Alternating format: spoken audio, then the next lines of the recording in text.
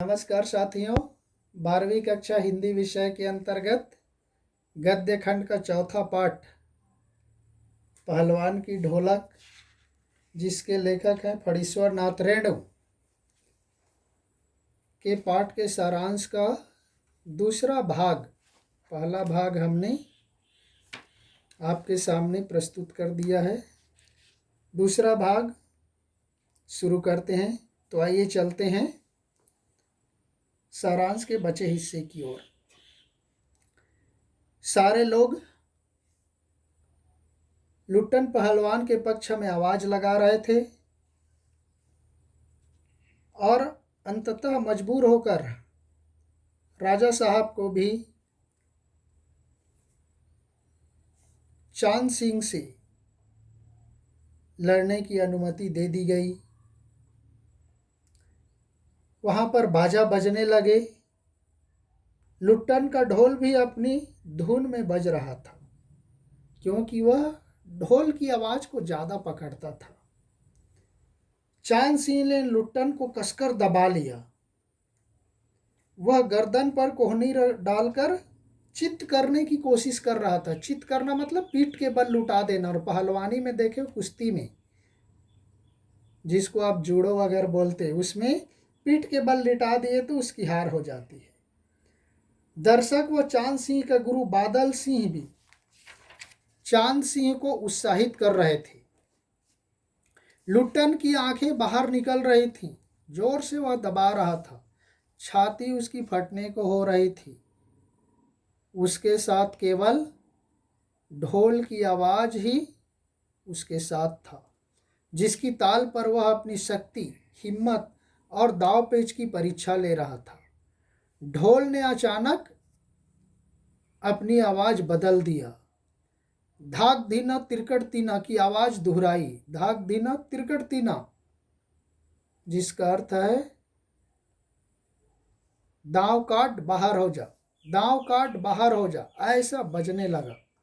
और लुट्टन ने नीचे से निकलकर चांद सिंह की गर्दन को दबोच लिया। फिर ढोल ने आवाज बदल दिया। चटाक धा ऐसा बजने लगा, अर्थात उठाकर पटक दे, उठाकर पटक दे। कहा कि लुट्टन ने चांद सिंह को जमीन पर उठाकर पटक दिया, दे मारा। फिर ढोल ने आवाज लगाई। धीना धीना धिक धीना की आवाज निकाली। धीना धीना धिक धीना। फिर क्या था? चित करो, यानी पीठ के बल लिटाओ, पीठ के बल लिटाओ। चांद सिंह को लुट्टन ने चारों खाने चित कर दिया। तब वह ढोल की आवाज फिर से बदल जाती है। ढोल ने फिर से आवाज बदल दिया। धागड़ धागिड़ धागिड़ धागिड़, ऐसा, अर्थात वाह पहलवान, वाह पहलवान, ऐसा चारों तरफ उसकी आवाज को सुनकर सब लोग बोलने लगे। अब ध्वनि की तो जनता ने दुर्गा माँ की आवाज की ध्वनि से। जैसे ही वह चांद सिंह को पीठ के बल लिटा दिया, वहाँ पर मौजूद सारे दर्शक दुर्गा माँ की जय, महावीर की जय, राजा श्यामनंद की जय, ऐसे चारों तरफ से जय जयकार करने लगे। लुट्टन ने बड़े श्रद्धा से उस ढोल को प्रणाम किया और जीत की मुद्रा में राजा साहब को उन्होंने गोद में उठा लिया। राजा साहब ने लुट्टन को शाबाशी दी और लुट्टन को सदा के लिए अपने दरबार में रखने का घोषणा कर दिया, अर्थात उसको राज पहलवान की पदवी दे दिया। पंजाबी पहलवान चांद सिंह के आंसू पूछ रहे थे। दूसरी ओर राजा पंडित, जो राजा के पंडित थे, क्षत्रिय लोग थे, मैनेजर थे, वे दबी जबान से इस लुट्टन पहलवान की नियुक्ति का, उसके अपॉइंटमेंट का विरोध कर रहे थे। उनका तर्क ये था कि लुट्टन कोई क्षत्रिय नहीं है, फिर उसको राज पहलवान की उपाधि क्यों दी जाए। लेकिन राजा ने उनके तर्कों को खारिज कर दिया और लुट्टन के लिए राजमहल में सारी व्यवस्था कर दी गई। लुट्टन ने भी कुछ ही दिनों में सभी पहलवानों को आसमान दिखा दिया। जिसमें काला खां नाम का एक प्रसिद्ध पहलवान भी था, उसको भी उन्होंने पराजित कर दिया। क्षेत्र के सभी पहलवान लुट्टन से हार चुके थे। अब लुट्टन एक तरह से दर्शनीय जीव बनकर रह गया था, क्योंकि ये उसका मुकाबला अब किसी से हो नहीं सकता। वह मेलों में घुटने तक लंबा चोगा पहने, अस्त व्यस्त पगड़ी बांधकर मतवाले हाथी की तरह लहराते हुए घूमता चलता था। हलवाई वालों के आग्रह पर वह 2 सेर रसगुल्ले खा जाता था, 8-10 पान एक ही बार में मुंह में रख लेता था और बच्चों के जैसे शौक रखता था। वह आंखों पर रंगीन अखरब वाला रंगीन चमकने वाला चश्मा पहना करता था, हाथ में खिलौने को नचाता हुआ चलता था और मुख से पीतल की सीटी बजाते हुए चलता था। तो सब लोग उसको देख करके आश्चर्य होते थे। दंगल में उससे कोई लड़ने की हिम्मत नहीं करता। यदि कोई लड़ना चाहता तो राजा साहब उनको अनुमति नहीं देते थे। इस प्रकार राजमहल में रहते हुए, राज दरबार में रहते हुए 15 साल गुजर गए। उधर पहलवान की सास व पत्नी दोनों मर चुके थे। लुट्टन के 2 पुत्र हो गए थे, दोनों ही पहलवान। उनके लड़कों को देखकर लोग कहते थे, वाह, बाप से भी बढ़कर निकलेंगे। दोनों ही लड़के राज दरबार के भावी पहलवान घोषित हो चुके थे।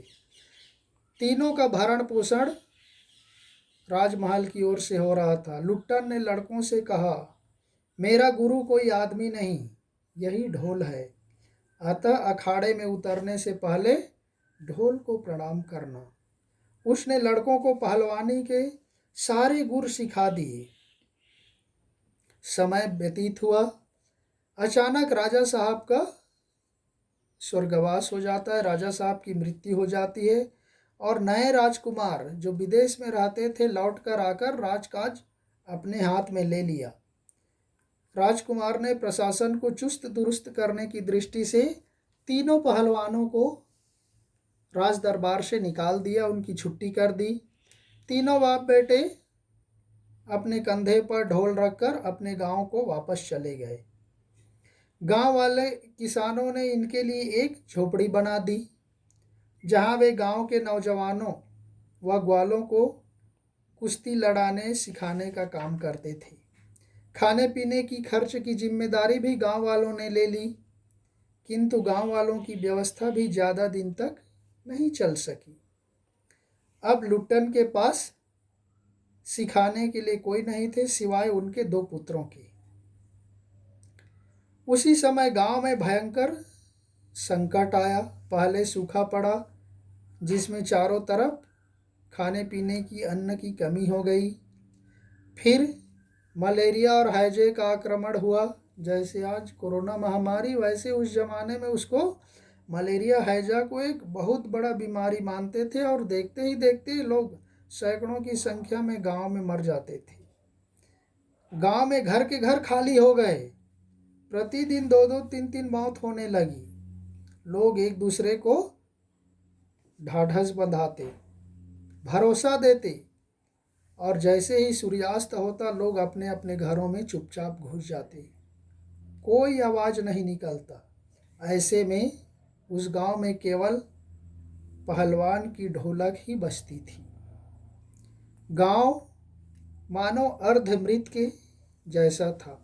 उसमें अवधि उपचार पथ्य विहीन प्राणियों में ढोलक की आवाज़ ही मानो संजीवनी शक्ति भरती थी। ऐसी स्थिति में एक दिन पहलवान के दोनों बेटे भी बीमार हुए और उनकी मृत्यु हो जाती है।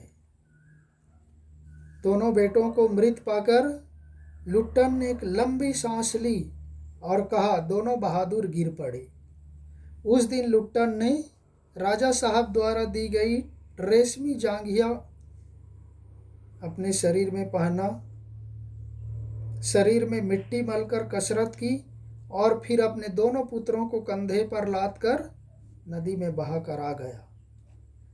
इस घटना को देखकर गांव वालों की हिम्मत टूट गई कि कितना बड़ा कलेजा है। कि दोनों बेटों को इस तरह से लेकर के ऐसा करना कोई मामूली बात नहीं है। फिर 4-5 दिन गुजर गए। जब एक दिन रात को ढोलक की आवाज़ नहीं आई, पूरा सन्नाटा था, तब सुबह जाकर शिष्यों ने देखा कि पहलवान की लाश वहाँ पर पड़ी हुई है, लाश चित्त पड़ी है। तब उनमें से उस लुट्टन पहलवान के एक शिष्य ने आंसू पोंछते हुए कहा, हमारे गुरुजी कहा करते थे कि जब मैं मर जाऊं तो चिता पर मुझे चित नहीं पेट के बल सुलाना, क्योंकि चित लेटाने का मतलब होता है पराजय हो जाना, पराजित हो जाना, हार जाना। तो इसलिए मुझे जो चिता होती है हिंदू धर्म संस्कृति में, जो जलाने के लिए लकड़ी इकट्ठे किए रहते हैं, उसको कहा जाता है चिता। इसीलिए कहा जाता है चिता चिंता चिता के समान है।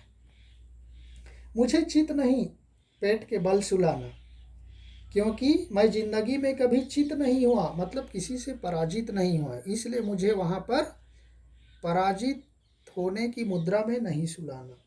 और चिता सुलगाने के समय, चिता में आग लगाने के समय हिंदू संस्कृति में करते, उस समय थोड़ा ढोलक बजा देना। ऐसा उनकी अंतिम इच्छा थी। उनकी अंतिम इच्छा के अनुसार ही उनका अंतिम संस्कार किया गया। वह शिष्य आगे बोल नहीं सका। इस तरह से कहानी यहीं पर समाप्त होता है। और यह कारुणिक दृश्य हमारे सामने उपस्थित कर देता है और हमें बता देता है कि समय कितना बलवान होता है, कितना ताकतवर होता है। तो साथियों, यहीं पर हमारी यह पहलवान की ढोलक पाठ का सारांश समाप्त होता है। फिर अगले दिन किसी नए पाठ के साथ प्रस्तुत होंगे। तब तक के लिए धन्यवाद। जय हिंद।